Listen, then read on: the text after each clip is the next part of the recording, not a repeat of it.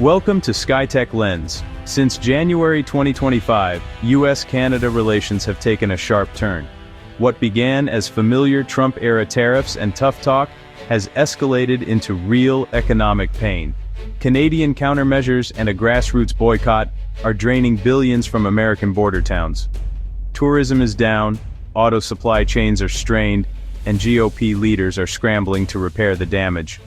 With Prime Minister Mark Carney set to meet President Trump and the USMCA review looming, the stakes for jobs and industries are enormous. The next few weeks could reshape North America's economic future. Buckle up. This is no longer just political theater. The Canadian boycott started quietly, just a few people choosing to shop at home instead of across the border. But it's now a full-blown economic protest, with Canadians staying away from US stores, hotels, and attractions. For border towns like Plattsburgh and Bellingham, the impact is devastating. Parking lots are empty, hotels are vacant, and small businesses are struggling to survive. Some towns have seen cross-border travel drop by over 30% in just months. Local restaurants and retailers are cutting hours and laying off staff. Billions in lost revenue are hitting state and local budgets hard. In response, governors and mayors are launching We Love Canada campaigns, offering discounts and friendship events to lure Canadians back. But it's a tough sell. Washington's rhetoric drowns out local goodwill. For many Canadians, the tariffs feel personal, and a cheap hotel room can't fix that. State leaders, often Republicans, are now openly at odds with their own party's federal policies. They're running a counter-campaign, desperate to save their economies. Data from tourism boards and border agencies show the pain is real and concentrated.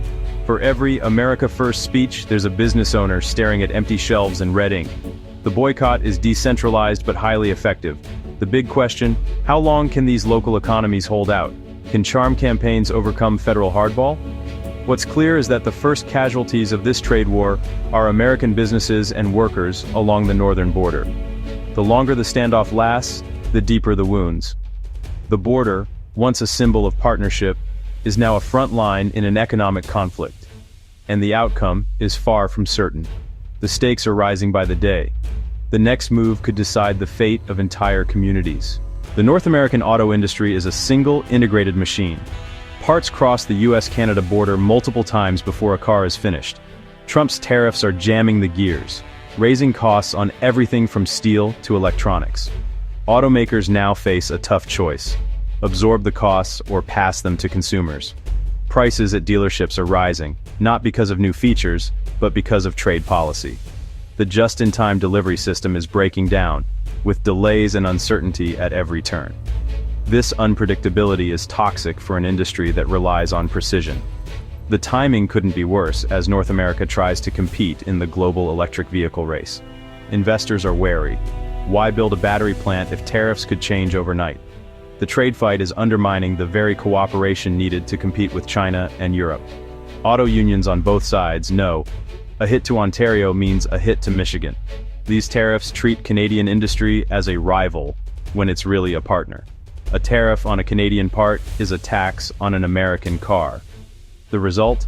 Higher costs, production delays, and a threat to our global competitiveness.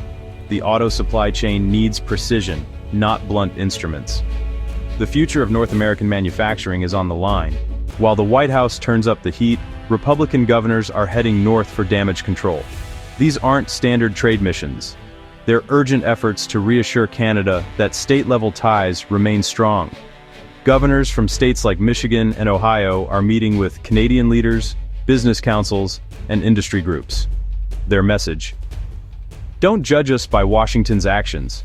They're listening to Canadian concerns, emphasizing shared history and economic interdependence.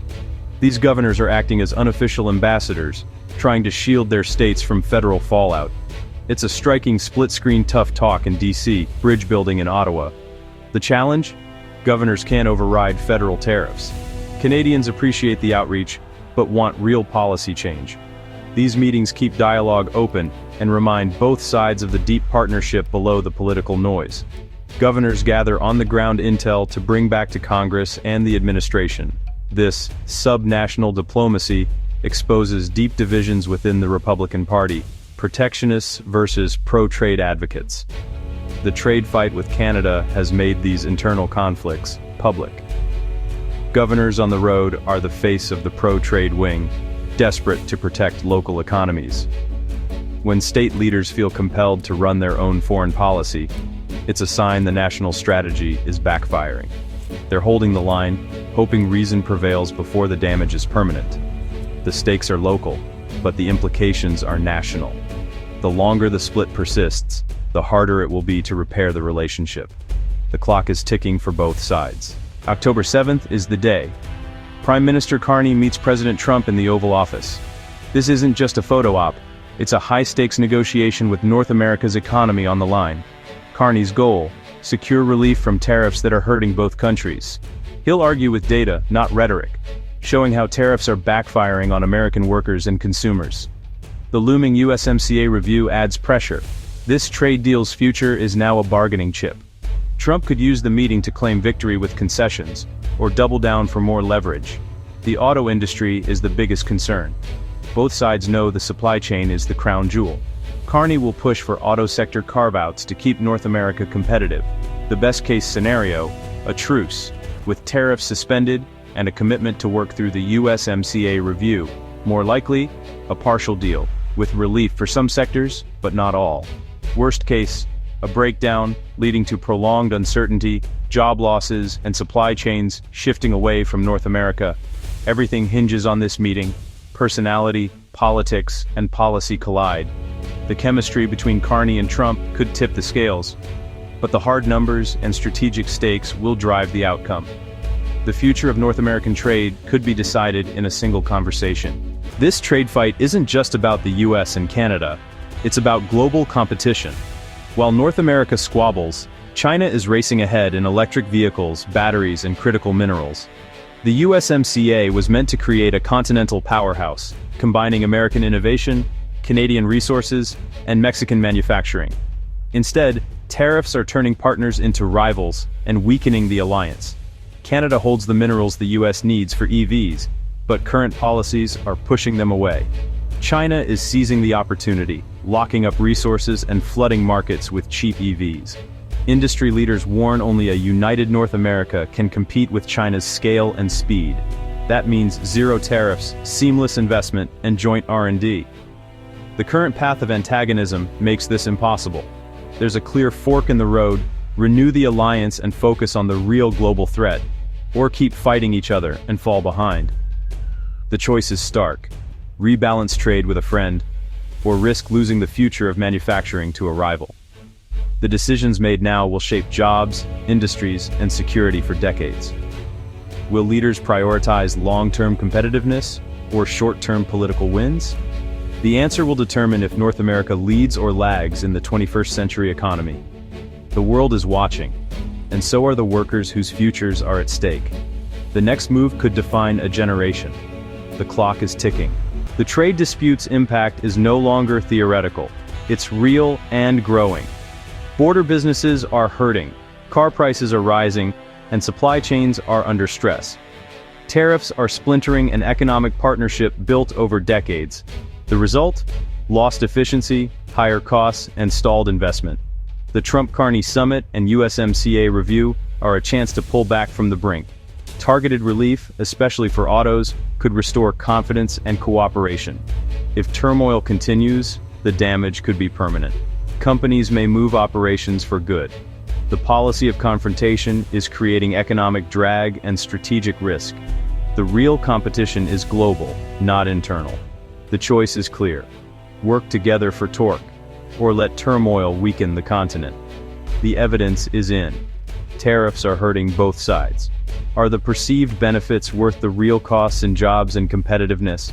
The engine of North America is sputtering. Will leaders find a way to power through, or let the machine break down? The answer will shape millions of lives for years to come. We're at a crossroads for the US-Canada relationship, with huge economic and political stakes. Should Washington and Ottawa carve out auto industry exemptions, or stick to an all-or-nothing approach? Is a true North American EV alliance possible, and how crucial is it to counter China's rise? Is this internal fight a fatal distraction, or a necessary step to rebalance trade? Share your thoughts and stories in the comments. Your perspective matters. Thanks for watching. Subscribe the channel for more updates.